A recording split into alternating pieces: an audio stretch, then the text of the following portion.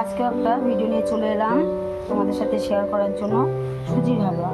সাথীভূমি চ্যানেলে সবাইকে স্বাগত। ভিডিওটা কিন্তু কেউ স্কিপ করবে না, ফুল ভিডিওটা দেখো কীভাবে করেছি।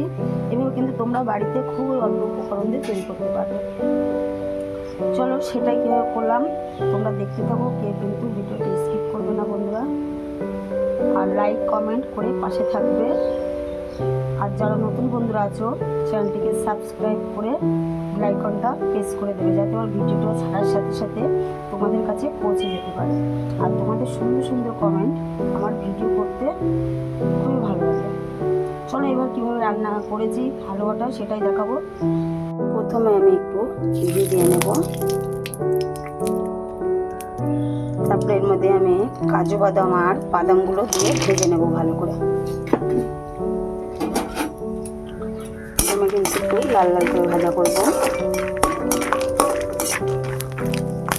এবার দিয়ে দেবো কটা কিশমিশ, তারপরে এর সাথে একটু ভাজা ভাজা করে নেব। দেখো আমার ভাজাটা কিন্তু অনেকটা লাল লাল হয়ে এসেছে। এবার কিন্তু এটা লাগিয়ে নেব। এবার আমি লাল লাল করে ভাজা করে লাগিয়ে নেব। এবার দিয়ে দেবো ওই ঘিয়ে আমি সুজিটা দেবো।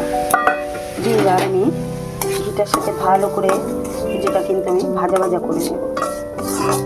একটু ব্রাউন কালার আসলেই কিন্তু আমি ভাজাটা আমার হয়ে যাবে। এটুকু লক্ষ্য রাখতে হবে বন্ধুরা যে গ্যাসের ফ্লেমটা যেন লো ফ্লেমে হয়, জোর যেন না হয়।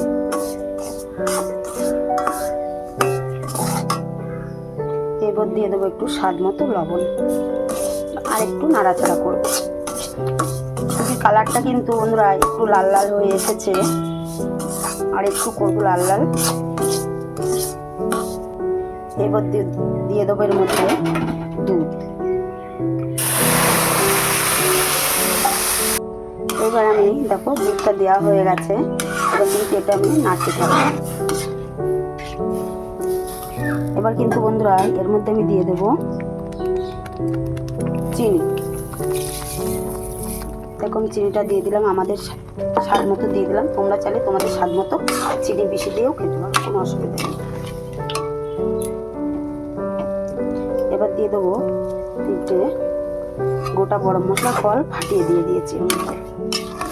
এবার এটা অনবরত নাড়তে থাকবো।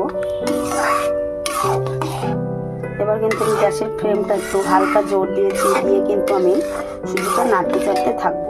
সুজিটা পুরোটা গলে যাবে, যেটুকু দুধ দিয়েছি এটুকুতে গলে যাবে। বন্ধুরা দেখো অনেকটা কিন্তু শুকিয়ে এসেছে। এটা কিন্তু একভাবে নাড়তে হবে যতটা একদম শুকনো না হয়ে যায়।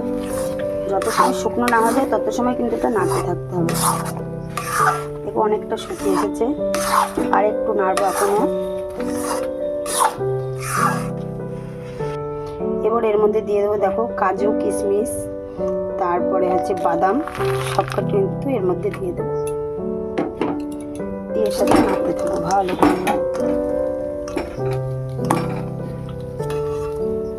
এইভাবে সবকটা মিশিয়ে নেবো। যত সময় না সুজিটা ঝরঝরে হয়ে যায় তত সময় কিন্তু এর সাথে নাড়তেই থাকতে হবে একভাবে।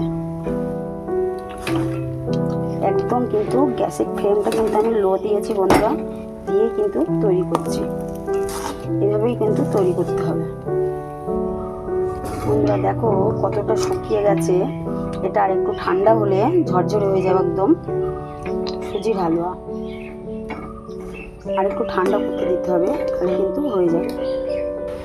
বন্ধুরা আমার রেডি হয়ে গেছে সুজির হালুয়া। কেমন হয়েছে অবশ্যই বলবে, লাইক কমেন্ট করে শেয়ার করে পাশে থাকবে, আর বেল আইকনটা প্রেস করে দেবে।